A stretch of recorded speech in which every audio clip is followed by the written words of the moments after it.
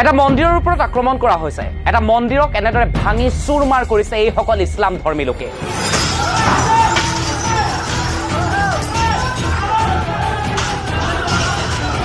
চাওক এইসকল ইছলাম ধৰ্মী লোকে কেনেদৰে মন্দিৰৰ ওপৰত আক্ৰমণ চলাইছে গণেশৰ মূৰ্তি এনেদৰে ভাঙি টুকুৰা টুকুৰি কৰি দিছে মন্দিৰৰ ভিতৰৰ ৱাল ভঙা হৈছে মন্দিৰৰ ভিতৰলৈ এনেদৰে ইটা দলিওৱা হৈছে অপৰাধ এটি হিন্দু শিশুৱে এখন মাদ্ৰাছাৰ সন্মুখত পেচাব কৰিছিল আৰু সেইবাবে এটা হিন্দু মন্দিৰ এনেদৰে ভাঙি টুকুৰা টুকুৰি কৰা হৈছে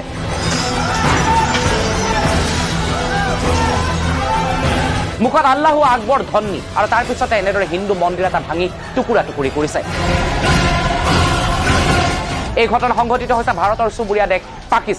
পাকিস্তানৰ পঞ্জাব প্ৰদেশৰ ভাং চহৰত এই ভয়ংকৰ ঘটনা সংঘটিত হৈছে চাওক এই ভয়ংকৰ দৃশ্যসমূহ কেনেদৰে এটা হিন্দু মন্দিৰ ভাঙি টুকুৰা টুকুৰি কৰি দিয়া হৈছে ৰমেশ ভগৱান নামৰ এজন ব্যক্তিয়ে ছ'চিয়েল মিডিয়াৰ জৰিয়তে আপলোড কৰিছে এই ভিডিঅ' আৰু তাৰ পিছতে সমগ্ৰ বিশ্বৰ চকু নিবদ্ধ হৈছে পাকিস্তানৰ ওপৰত চাওক পাকিস্তানত কেনেদৰে সংখ্যালঘু হিন্দুসকলৰ ওপৰত আক্ৰমণ কৰা হয় এই ঘটনা নতুন নহয় আজিৰ পৰা কিছু মাহ পূৰ্বেও পাকিস্তানত এটা হিন্দু মন্দিৰ ভাঙি টুকুৰা টুকুৰি কৰি দিয়া হৈছিল ফেচবুকৰ জৰিয়তে লাইভ কৰা হৈছিল পাকিস্তানত এনেদৰে জ্বলাই দিয়া হৈছিল এটা মন্দিৰ এই মন্দিৰটোৱেই নহয় পাকিস্তানত এটা হিন্দু গণেশৰ মন্দিৰ ভাঙি টুকুৰা টুকুৰি কৰা হৈছে 4 তাৰিখে ইয়াৰ পূৰ্বেও এটা হনুমান মন্দিৰ ভাঙি পেলোৱা হৈছিল পাকিস্তানত হিন্দুসকলৰ ওপৰত নিতৌ নিৰ্যাতন চলে শেহতীয়াভাৱে অহা তথ্যমতে পাকিস্তানে হেনো লকডাউনৰ সময়ত বহুতো হিন্দু যুৱতীক কনভাৰ্ট কৰিছে ইছলাম ধৰ্মলৈ কিন্তু এই ঘটনাসমূহ সদায় পাকিস্তানে গাপ দি ৰখাৰ চেষ্টা কৰে পাকিস্তানত এই ভয়ংকৰ ঘটনা সংঘটিত হোৱাৰ পিছতে ভাৰত চৰকাৰে গৰিহণা প্ৰদান কৰিছে পাকিস্তান চৰকাৰৰ ওপৰত অৱশ্যে পাকিস্তানৰ প্ৰধানমন্ত্ৰী ইমৰান খানেও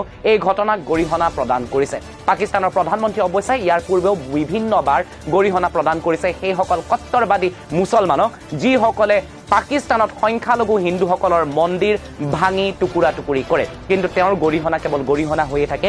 সদায় হিন্দুসকলৰ ওপৰত এনেদৰে আক্ৰমণ চলে পাকিস্তানত এই দৃশ্য আমি আপোনালোকক দেখুৱাই আছো পাকিস্তানত কিমান সুৰক্ষিত পাকিস্তানত কেনেদৰে জীয়াই আছে হিন্দুসকল আপুনি এবাৰ নিজেই বিচাৰ কৰক